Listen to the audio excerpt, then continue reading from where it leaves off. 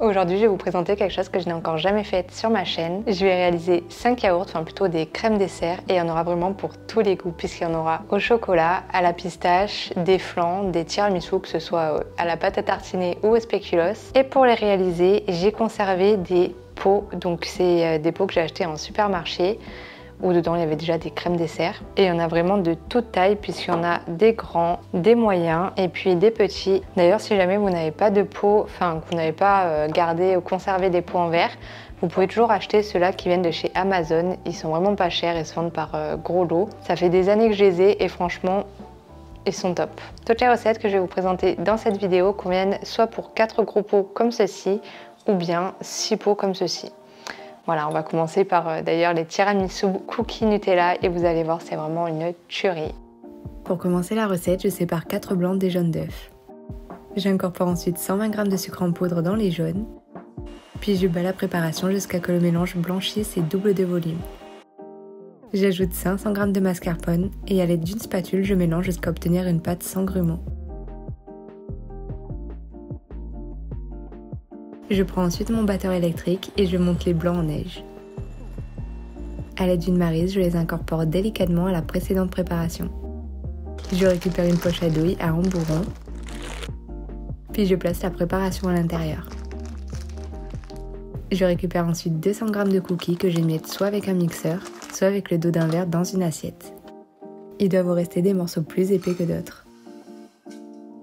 Je place le tout dans une assiette creuse, puis dans un récipient, je mets 100 g de pâte à tartiner et je fais fondre au micro-ondes quelques secondes pour ramollir la pâte. Je récupère des gros pots en verre et je dépose une couche de biscuit au fond des verrines. Je poche une couche de crème tiramisu. Je fais couler une fine couche de pâte à tartiner, puis je répète cette opération une deuxième fois en mettant de la poudre de cookies, de la crème de tiramisu et de la pâte à tartiner. Vous pouvez éventuellement y mettre de la poudre à cookies par-dessus en décoration. Juste avant de servir, vous pouvez insérer un mini cookie. Ça permettra d'éviter que le biscuit ramollisse au frigo. Laissez reposer un minimum de 6 heures ou plus pour un meilleur goût. C'est vraiment un dessert délicieux et super gourmand. Pour la seconde recette, ce sont des flans au caramel.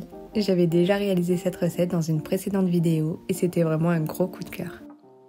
Pour les faire, vous devez casser dans un saladier 3 œufs, ajouter 80 g de sucre, ainsi qu'une cuillère à café de sucre vanillé. Je fouette l'ensemble et je fais chauffer 300 g de lait dans une casserole sans le faire bouillir. Vous pouvez éventuellement le faire chauffer au micro-ondes si vous préférez. Je le verse sur la préparation et je fouette jusqu'à que le mélange soit homogène. Pour la suite de cette recette, vous avez 2 options. Soit vous faites comme moi en prenant du caramel déjà tout fait de la marque Régilet, soit vous mettez dans une grande casserole 90 g de sucre et vous faites fondre à feu doux en rajoutant 5 centilitres d'eau. Versez votre caramel au fond de vos pots, puis versez ensuite la préparation de lait aux œufs. Personnellement, je passe en cuisson à l'air fryer, mais vous pouvez le faire dans votre four à la même température.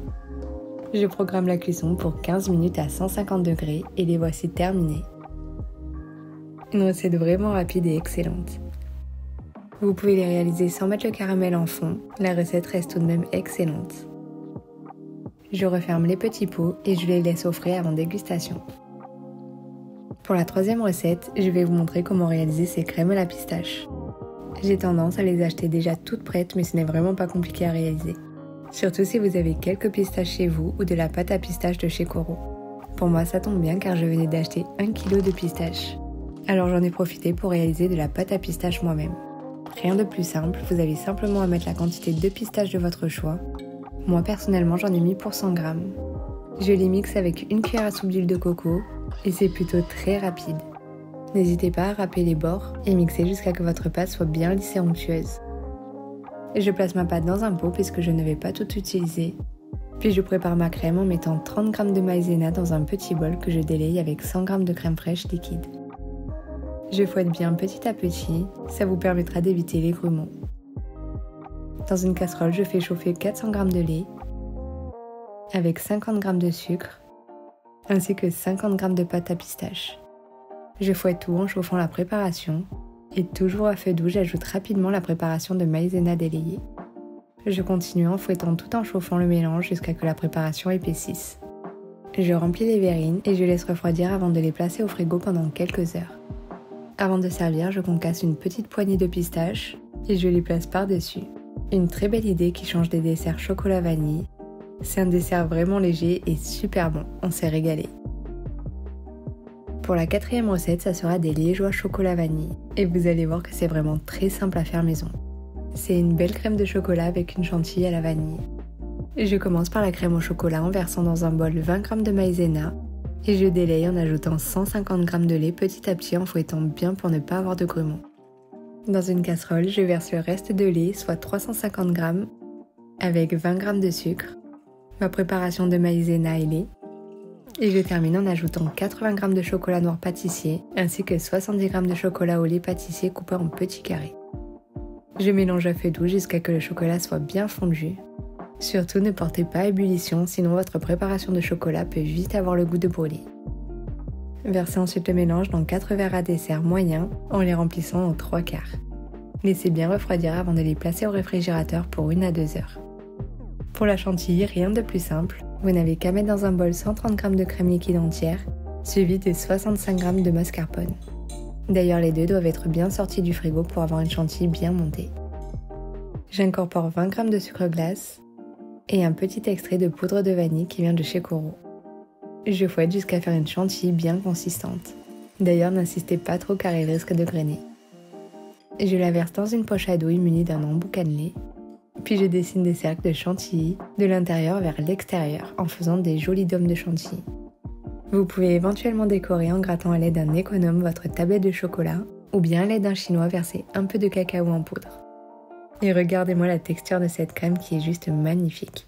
Un vrai délice. Pour la toute dernière idée recette, ça sera un tiramisu au spéculoos. Une autre variante qui est vraiment excellente. Je vous recommande vivement de la tester. Pour la réaliser, vous aurez besoin de pâte à spéculoos. J'en verse la moitié du pot dans un saladier et je fais chauffer au micro-ondes. Dans un autre saladier, je prépare la crème de tiramisu en mettant 250 ml de crème liquide entière, suivi de 100 g de mascarpone. Les deux doivent être également très froids afin que la chantilly monte bien.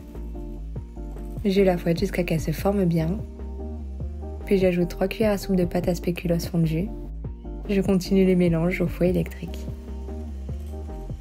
Je place la préparation dans une poche à douille. Vous pouvez soit mettre un embout cannelé, soit un embout rond comme le mien. Ça dépend vraiment du rendu que vous souhaitez faire. Dans un petit bol, je casse 5 biscuits cuillères et je verse un peu de lait pour les faire tremper. J'écrase le tout à l'aide d'une fourchette. Je place les biscuits dans 4 verrines. J'ajoute la chantilly par-dessus, un peu de pâte à spéculoos fondue. Je remets un peu de pâte à tiramisu et je termine en insérant la moitié d'un biscuit spéculoos dans mes desserts. D'ailleurs, n'hésitez pas à les placer juste avant dégustation afin qu'ils ne ramollissent pas au frigo. C'est une recette vraiment gourmande. C'est la fin de cette vidéo, j'espère qu'elle vous aura plu.